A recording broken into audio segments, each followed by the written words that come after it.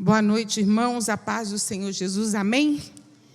Esse cântico, ele é muito lindo, que ele fala mesmo, né? Eu amo estar na casa de Deus. Lá no Salmo 27, o salmista fala uma coisa: pedi ao Senhor e a buscarei, que possa morar na casa do Senhor todos os dias da minha vida, né? E estar na casa do Senhor é estar na presença dEle, não só aqui dentro da igreja, mas estarmos na presença do Senhor, buscando Ele a todo tempo. E estar na igreja é muito bom, né? Poder estar com os irmãos, louvando ao Senhor e bendizendo o seu santo nome. Eu quero compartilhar com os irmãos apenas 2 versículos que está em Abacuque, capítulo 3, versículos 17 e versículo 18.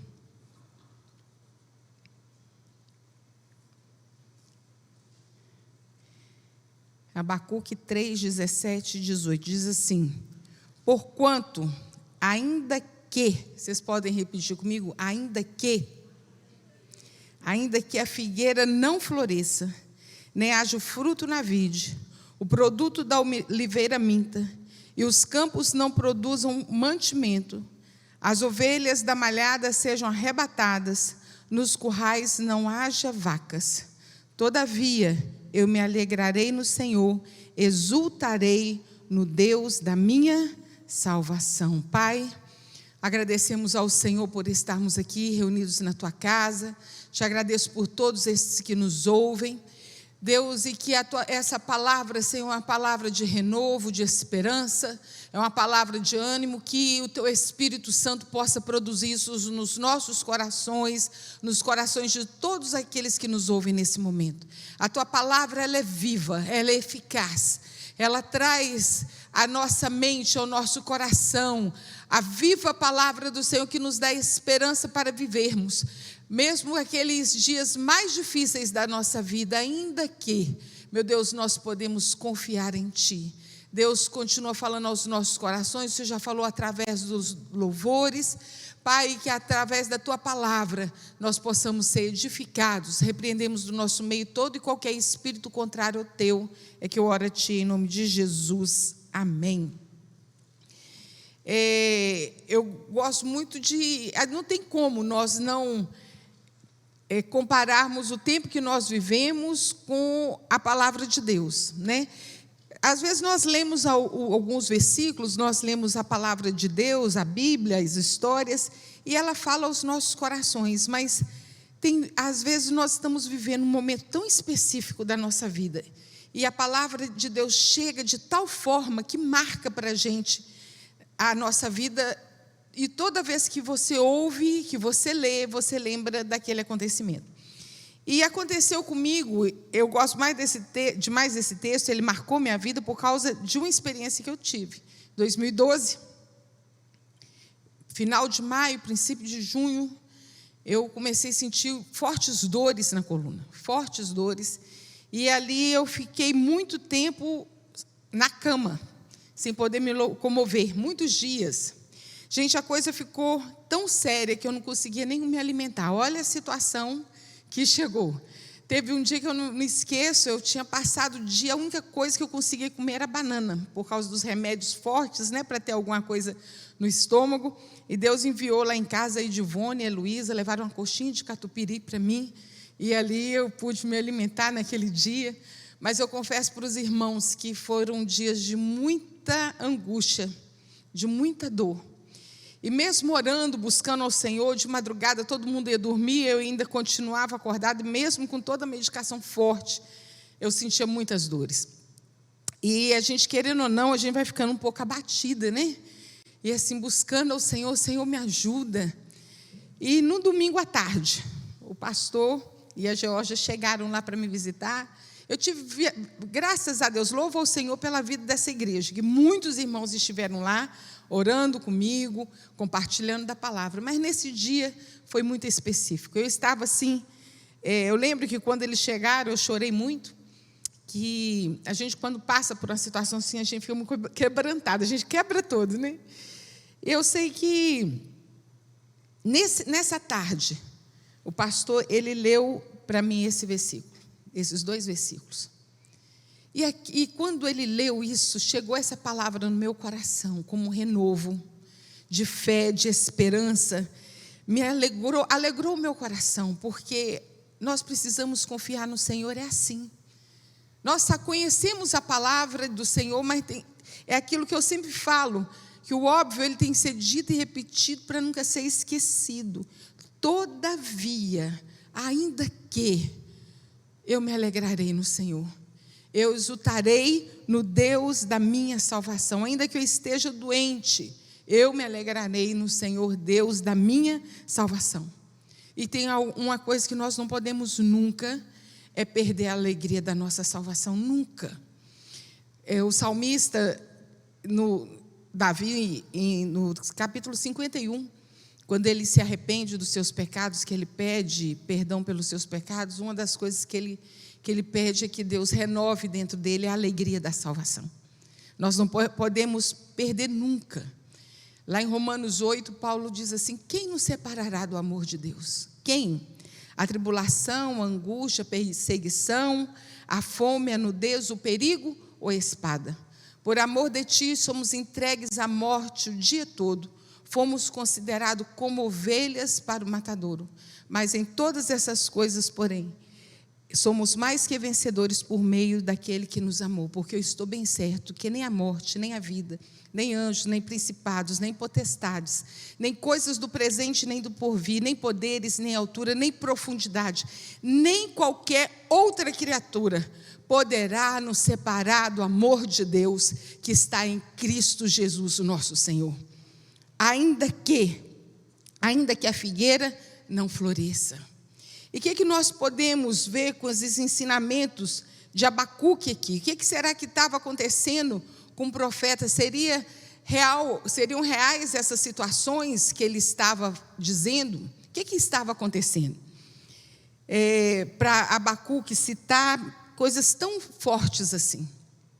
E nós podemos ver que Abacuque está vivendo um tempo de muita instabilidade política, que gerou uma crise em todos os setores da sociedade e que, infelizmente, atinge principalmente a classe mais pobre, né? Mais carente, mais necessitada.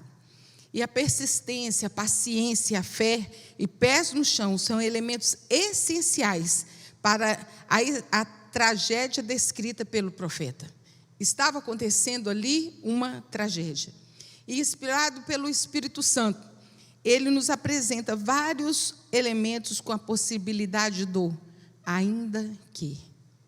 E ele começa dizendo: ainda que a figueira não floresça. É interessante que a figueira é a árvore mais antiga citada na Bíblia. Nós podemos ver que lá em Gênesis, né, no Jardim do Éden, aparece assim, o nome de todas as árvores frutíferas. Mas a única que o nome é citado é a figueira. É a única que o nome é citado. E ela aparece justamente no momento de crise ali no Jardim do Éden. No momento em que Eva desobedeceu ao Senhor e comeu do fruto da árvore que não era para comer, e os olhos dela e de Adão se abrem, e eles viram que estavam nus. E eles pegam o que para se cobrir? Uma folha de figueira. Eles pegam ali para poder cobrir a sua vergonha naquele momento. Então a figueira ela aparece para atenuar a doença do pecado, que começa a corroer a integridade humana. Eu acho linda essa passagem que a Bíblia nos cita que Deus sempre ia, no fim da tarde, encontrar com Adão e Eva para bater um papinho, né? Para conversar um pouco. E naquele dia, quando Deus chegou e perguntou onde eles estavam, eles falam que eles estavam escondidos porque eles estavam nus. E é muito lindo a gente poder ver que, às vezes, a pessoa se afasta de Deus. O pecado afasta o homem de Deus, mas não afasta Deus do homem. O homem, automaticamente, por causa do seu pecado, ele se afasta da santidade do Senhor. Mas Deus sempre está indo ao nosso encontro, nos dando oportunidade para nós reencontrarmos com Ele. E esse momento que você está ouvindo essa palavra do Senhor, é um momento que Deus está te dando a oportunidade, né, de reencontrar com Ele, de trazer esperança, de trazer um novo ânimo com essa palavra que te diz, ainda que. E logo depois nós podemos ver que Deus substitui aquela folha da figueira por a pele do cordeiro. Pois somente Deus pode curar a enfermidade do pecado completamente. Ainda que a figueira não floresça, não havendo flores na figueira, não há chance de ter figos. É assim que diz, ainda que a figueira não floresça, se não tiver flor, não tem fruto, né? Não haverá figo, e não havendo figo, na ideia do profeta, não haveria cura. Porque lá em Isaías 38, 21, fala assim, tome-se uma pasta de figos e ponha-se como emplasto sobre a úlcera, e o rei recuperará a sua saúde. O figo, ele era usado como cura para as enfermidades. Ele também, quando o povo ia fazer a travessia no deserto, o pessoal fazia aquelas compotas, aquelas conservas, para poder atravessar o deserto e ali se alimentar. E ele fala, ainda que a figueira não floresça. E o que ele estava querendo dizer é que em Deus nós encontramos a cura para a nossa ferida da alma, ferida do corpo, para as nossas enfermidades. Ainda que a figueira não floresça, ainda que não haja remédio para a cura da minha enfermidade, todavia eu me alegrarei no Senhor.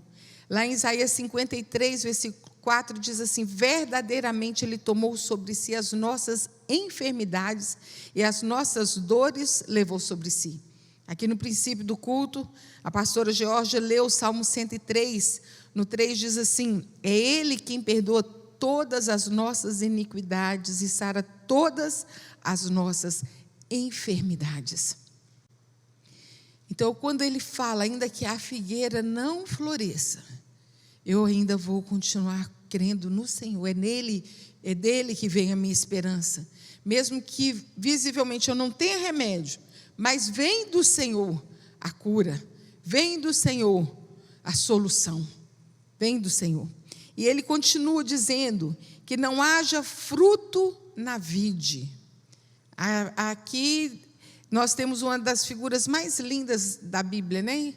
Um cacho de uva. Você todos aqui já devem ter visto uma plantação de uva, ou fisicamente, ou pelos livros. É a coisa mais linda que tem. Você poder pegar, colher assim, aquela uva da parreira. E aqui estava falando, ainda que não haja fruto na vide. E da uva, eles faziam vinho. Ainda faz o vinho. E muitos precisam de tomar uma taça de vinho ou mais para poder se alegrar, para poder dizer assim, isso me dá um momento de alegria, né? Mas nós podemos ver na palavra do Senhor ali naquele momento da ceia, que o Senhor pega aquele cálice, ele diz assim, esse é o cálice do Novo Testamento no meu sangue. A uva, o vinho, ele nos leva a lembrar do sacrifício de Jesus por nós, do sangue de Jesus que foi derramado ali na cruz para a remissão dos nossos pecados. E ele fala, ainda que não haja fruto na vide, todavia eu me alegrarei no Senhor, porque do Senhor Jesus vem a minha alegria. O vinho não te dará uma alegria, a alegria é passageira, mas a alegria que temos no Senhor, ela é eterna. Em Jesus nós temos alegria eterna. O sangue de Jesus Cristo, ele nos purifica de todo pecado. Ainda que não haja fruto na vide, nós temos o sangue de Jesus, que nos purifica de todo pecado.